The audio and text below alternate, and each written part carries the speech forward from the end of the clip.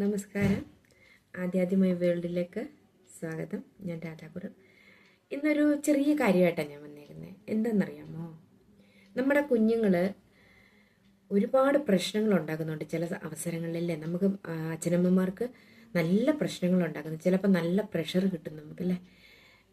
ഞാൻ അമ്മമ്മയാണ്, എന്നെക്കുറിച്ചല്ല ഞാൻ പറയുന്നത്. ഇപ്പോഴത്തെ തലമുറയിലുള്ള അമ്മമാരുടെ കാര്യം ഞാൻ പറയുന്നത്. ഞാൻ എൻ്റെ കൊച്ചുമോൻ്റെ കാര്യമൊക്കെ ഞാൻ കാണുന്നുണ്ട്. പക്ഷേ എൻ്റെ കൊച്ചുമോൻ അധികം വാശി പിടിക്കുന്ന കൂട്ടത്തിലല്ല കേട്ടോ. സൈലൻ്റ് ആണ് ആള്. എങ്കിലും ആ പ്രായമുള്ള ചില സമയത്ത് വാശി പിടിക്കും. ചില സമയത്ത് ചില സാധനങ്ങൾക്ക് വേണ്ടി അവൻ വാശി പിടിക്കും. 2.25 വയസ്സുണ്ട്. പക്ഷെ പൊതുവെ ശാന്തനാണ് എൻ്റെ കുഞ്ഞ്. ഞാൻ വീഡിയോ ഒക്കെ ഇട്ടിട്ടുണ്ട് അവൻ്റെ. പൊതുവെ ശാന്തനാണ്. എങ്കിലും ചില സമയങ്ങളിൽ ചില അവസരങ്ങളിൽ അവൻ വല്ലാതെ ശാഠ്യം പിടിക്കും. അതിൻ്റെ ഒരു പരിധിവരെ നമ്മുടെ ഞങ്ങളെപ്പോലുള്ള അപ്പൂപ്പനും അമ്മൂമ്മയുമാണ് അതിൻ്റെ പ്രധാന കാരണക്കാർ. എന്താണെന്ന് ചോദിച്ചാൽ, കുഞ്ഞുങ്ങൾ വാശി പിടിക്കുന്നതന്നെ അത് സാധിച്ചു കൊടുക്കാനായിട്ട് അപ്പൂപ്പനും അമ്മൂമ്മയും ശ്രമിക്കും എന്നുള്ളതാണ്. അപ്പം അച്ഛനും അമ്മയും മാത്രം വളർത്തുന്ന കുഞ്ഞുങ്ങൾക്ക് അത്രയും ശാഠ്യം ഉണ്ടാകത്തില്ലെന്ന എൻ്റെ ഒരു അനുഭവത്തിൽ എനിക്ക് മനസ്സിലാക്കാൻ ചെയ്യുന്ന കാര്യങ്ങൾ. കാരണം എൻ്റെ കുഞ്ഞുങ്ങൾ ചെറുതിലെ വലിയ വാശിക്കാരായിരുന്നില്ല. എന്തുകൊണ്ടോ ഭാഗ്യമായിരിക്കും ഒരു പക്ഷേ ഞാൻ അവരെ ആവശ്യമില്ലാതെ തല്ലിയിട്ടില്ലെന്നുള്ളത് മെയിനായിട്ട് ഞാൻ പറയും. എൻ്റെ കുഞ്ഞുങ്ങളെ എനിക്ക് തല്ലേണ്ടി വന്നിട്ടില്ല. ഞാൻ അധികം എൻ്റെ കുഞ്ഞുങ്ങളെ തല്ലിയിട്ടില്ല. സത്യസന്ധമായ കാര്യമാണ് പറയുന്നത്. എന്തോ അവർ കുറച്ച് ശാന്തമായിരുന്നു.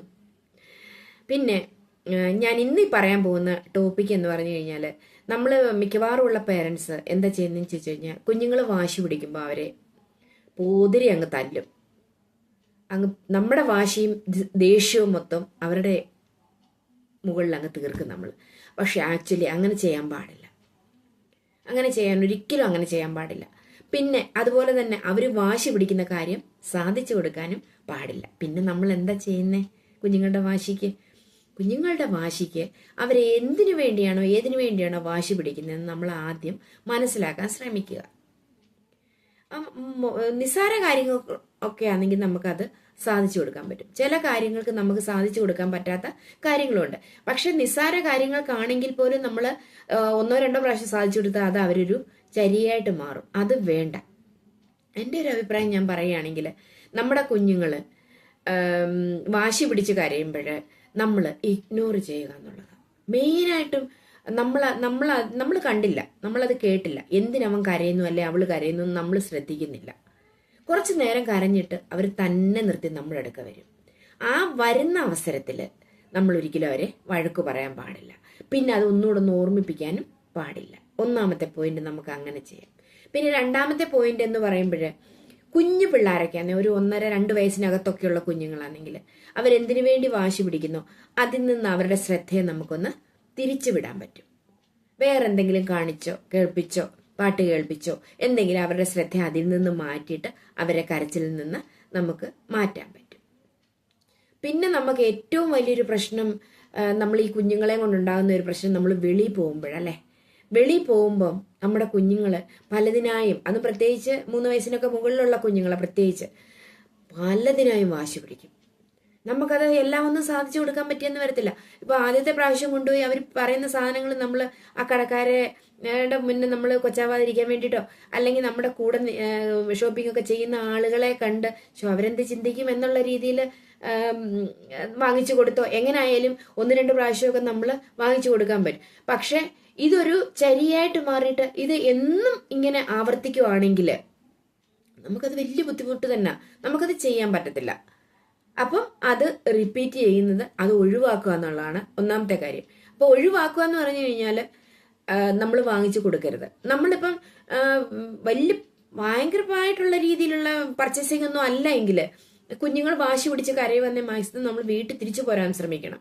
കാരണം പറ്റത്തില്ല, അവരെയും കൊണ്ട് നമുക്ക് പിന്നീട് അതങ്ങോട്ട് മുന്നോട്ട് ചെയ്യാൻ പറ്റത്തില്ല. 1 കൊടുത്തു അത് പറ്റത്തില്ല, 2 കൊടുത്തു അത് പറ്റത്തില്ല, അങ്ങനെ നമ്മൾ വല്ലാതെ പരിഷ്ഠരായി പോകും. അപ്പം അവരെ കൊണ്ട് നമുക്ക് തിരിച്ച് വീട്ടിൽ പോരാനേ പറ്റത്തുള്ളൂ. അപ്പം അങ്ങനെ ആ ഒരു റിപ്പീറ്റേഷൻ 2-3 പ്രാവശ്യം ആകുമ്പോൾ നമ്മൾ എന്താ ചെയ്യേണ്ടത്? പിന്നീട് കുഞ്ഞുങ്ങളെ കൊണ്ട് മാക്സിമം ഷോപ്പിങ്ങിന് പോകരുത്. അവരെ കൊണ്ട് ഷോപ്പിങ്ങിന് പോകാതിരിക്കുന്നത് തന്നെയാണ് മെയിനായിട്ടുള്ള കാര്യം. അപ്പം അപ്പൂപ്പനെയോ അമ്മമ്മയോ അല്ലെങ്കിൽ അപ്പച്ചിമാരെയോ അല്ല ആൻറ്റിമാരെയോ ഒക്കെ ഏൽപ്പിച്ചിട്ട് നമുക്ക് അത്യാവശ്യമുള്ള കാര്യത്തിന് ഷോപ്പിങ്ങിന് പോയി തിരിച്ചു വരാൻ പറ്റും. അതാണ് നമ്മൾ ചെയ്യേണ്ടത്. കുഞ്ഞു പിള്ളേരെ കൊണ്ട് മാക്സിമം ഷോപ്പിങ്ങിന് പോവാതിരിക്കുക. അത് അവരുടെ ആരോഗ്യത്തിനും അതൊക്കെ തന്നെയാണ് നല്ലത്. പിന്നെ എന്തുകൊണ്ടാണ് ഈ കുഞ്ഞുങ്ങൾ വാശി പിടിക്കുന്നത് നമ്മൾ ശ്രദ്ധിച്ചിട്ടുണ്ടോ? അപ്പോൾ നമ്മുടെ കുഞ്ഞുങ്ങൾ വാശി പിടിക്കാൻ ഒരു റീസൺ ഉണ്ട്. നമ്മളെ പോലെ തന്നെ, വലിയ മുതിർന്ന ആളുകളെ പോലെ തന്നെ ശാരീരികവും മാനസികവും വൈകാരികമായ ഒരുപാട് പ്രശ്നങ്ങൾ കുഞ്ഞുങ്ങൾക്കുണ്ട്. പക്ഷെ അത് അവർക്ക് നമ്മളെ പറഞ്ഞ് മനസ്സിലാക്കാൻ പറ്റുമോ? അവർക്ക് മനസ്സിലാക്കാൻ പറ്റത്തില്ല. അവർക്ക് അതിന് ഭാഷ അറിയത്തില്ല. ഏത് രീതിയിൽ നമ്മളെ അവർക്ക് പറഞ്ഞ് മനസ്സിലാക്കാമെന്ന് അവർക്ക് അറിയത്തില്ല. അവർക്കറിയാവുന്ന ഒരേ ഒരു ഭാഷ കരയാനാ. അപ്പം നമ്മൾ അതും അവരുടെ പ്രശ്നം എന്താണെന്ന് നമുക്കൊട്ട് മനസ്സിലാകത്തുമില്ല. അപ്പോൾ അത് നമുക്ക് കുറച്ചൊരു 2 വയസ്സിന് മുകളിലൊക്കെയുള്ള കുഞ്ഞുങ്ങളോട് കുറച്ചൊക്കെ നമുക്ക് ചോദിച്ച് മനസ്സിലാക്കാൻ പറ്റുമെങ്കിൽ അവർക്ക് പറയാൻ അത് അറിയത്തില്ല. അപ്പോൾ അതാണ് അവരുടെ വൈകാരികമോ മാനസികമോ ശാരീരികമായ അസ്വസ്ഥതകൾ നമ്മളെ കാണിക്കുന്നതാണ് അവരുടെ ഈ കരച്ചിലൂടെ വെളിയിൽ വരുന്നത് നിർബന്ധം. അപ്പൊ നമ്മളത് സാധിച്ചു കൊടുത്താൽ അത് അവരുടെ ഒരു ചരിയായിട്ട് മാറി കൂടുതൽ കൂടുതൽ കൂടുതൽ വളരും തോറും കൂടുതൽ കൂടുതൽ കൂടുതൽ നിർബന്ധത്തിലേക്ക് എത്തിച്ചേരുമെന്നാണ് പഠനങ്ങൾ തെളിയിക്കുന്നത്. അതുകൊണ്ട് കുട്ടികളിലെ ഈ ദുശാഠ്യം ഇത് നമ്മൾ വില വെച്ച് കൊടുക്കരുത്. അതേപോലെ അവരെ ആവശ്യമില്ലാതെ ഉപദ്രവിക്കുകയും വരുത്. നമ്മൾ ജസ്റ്റ് നെഗ്ലക്റ്റ് ചെയ്യുക എന്നുള്ളതാണ് എനിക്ക് പറയാനുള്ളത്. അപ്പം നിങ്ങൾക്ക് ഞാൻ വളരെ കുറച്ച് കാര്യമേ പറഞ്ഞുള്ളൂ. ഒരുപാട് കാര്യങ്ങൾ പറയാനുണ്ട്. പക്ഷെ വീഡിയോ ലെങ്ത് ആയി പോകുമല്ലോ. അപ്പം നിങ്ങൾക്ക് ഈ പോയിന്റ്സ്, ഞാൻ പറഞ്ഞ പോയിന്റ്സ് ഒന്ന് ശ്രമിച്ച് നോക്കുക. ശ്രമിച്ച് നിങ്ങളുടെ ജീവിതത്തിൽ അത് പ്രായോഗികമായെങ്കിൽ നിങ്ങൾ കമൻറ്റ് ചെയ്യുക എന്നെങ്കിലും. അതുപോലെ തന്നെ എൻ്റെ ഈ വീഡിയോ ഞാൻ പറഞ്ഞല്ലോ, ഞാൻ കഴിഞ്ഞ വീഡിയോയിലും പറഞ്ഞു ഞാൻ തുടക്കക്കാരിയാണ്. ഇപ്പം പറഞ്ഞിട്ട് 119 ആയിട്ടുണ്ടോ, 115 119 സബ്സ്ക്രൈബേഴ്സ് ആയിട്ടുണ്ട്. എൻ്റെ വീഡിയോസൊക്കെ 10, 40, 50 പേരൊക്കെ കാണുന്നുണ്ടെന്ന് അറിഞ്ഞതിലും എനിക്ക് ഭയങ്കര സന്തോഷമുണ്ട്. അപ്പോൾ കാണുന്നവർക്കൊക്കെ ഒരുപാട് നന്ദിയുണ്ട്. എനിക്ക് തോന്നുന്നു എൻ്റെ മക്കളുടെ തന്നെ, എൻ്റെ കുട്ടികളുടെ തന്നെ പേരൻസ് ആയിരിക്കും ഇതൊക്കെ കാണുന്നത്. അപ്പോൾ എനിക്ക് സന്തോഷമുണ്ട്. അപ്പം ഈ വീഡിയോ യാദൃശ്യമായിട്ട് കാണാൻ ഇട വന്നാൽ എന്നെ സബ്സ്ക്രൈബ് ചെയ്ത് നിങ്ങളുടെ കൂട്ടത്തിൽ കൂട്ടുക. വീഡിയോ നന്നായിട്ടുണ്ടെങ്കിൽ ലൈക്കും ചെയ്യുക. അപ്പം ഇന്നത്തെ ഒരു കുഞ്ഞു വീഡിയോ ആയിട്ട് നമ്മളത് നിർത്തി. അപ്പം വീണ്ടും നല്ലൊരു വിശേഷവുമായിട്ട് നമുക്ക് വീണ്ടും കാണാം. നന്ദി, നമസ്കാരം.